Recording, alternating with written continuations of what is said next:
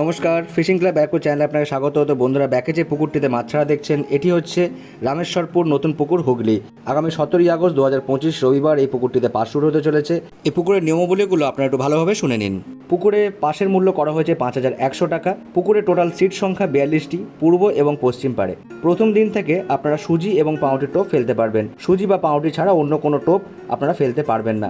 অগ্রিম 2000 টাকা দিয়ে আপনাদের সিট বুকিং করতে হবে। অগ্রিম মূল্য কোনোভাবে ফেরত হবে না এবং অন্য দিনের সঙ্গে অ্যাডজাস্টমেন্টও হবে না। অনিবার্য কারণবশত পাসের তারিখ পরিবর্তন হতে পারে। আগে আসার ভিত্তিতে কিন্তু সিট বুকিং হবে। সিটে বসার আগে পুরো টাকা মেরে তবে আপনারা ছিপ ফেলতে পারবেন। মাছ ধরার সময় সকাল 5টা থেকে সন্ধ্যে 5টা পর্যন্ত। প্রতি সিটে 4 গাছা করে ছিপ আপনারা ফেলতে পারবেন। কাটার কোনো বিধিনিষেধ এখানে করা হয়নি। পুকুরে মাছ আছে কিনা ভালো করে জেনে তবেই কিন্তু আপনারা সিট বুকিং করবেন। মাছের সাইজ এখানে ছোট থেকে 12 কেজি পর্যন্ত বলা হয়েছে, এমনটাই কিন্তু বক্তব্য পুকুর কর্তৃপক্ষের। ভাষা, তলভাষা, অ্যান্টাজাতীয় টোপ আপনারা ফেলতে পারবেন না। এই পুকুরে মদ্যপান কঠোরভাবে নিষিদ্ধ। পুকুরে কোনো রকম অশ্লীল আচরণ বা অভদ্র ব্যবহার কোনোভাবেই কিন্তু বরদাস্ত করা হবে না। প্রাকৃতিক কিংবা দুর্যোগবশত কারণে মাছ না খেলে কর্তৃপক্ষ কোনোভাবেই দায়ী থাকিবে না এবং এক্ষেত্রে পুকুর মালিকের সিদ্ধান্ত কিন্তু চূড়ান্ত বলে গণ্য করা হবে। পুকুরে ছিপ ফেলিবার পর কোনো রকম সিদ্ধান্ত কিন্তু নেওয়া হবে না, অর্থাৎ সিদ্ধান্তবিহীন পাস এই পুকুরে চলবে। এই পুকুরের পরিচালনার দায়িত্বে যারা যারা আছেন তাদের নাম্বার এই ভিডিও স্ক্রিনে দেওয়া থাকবে।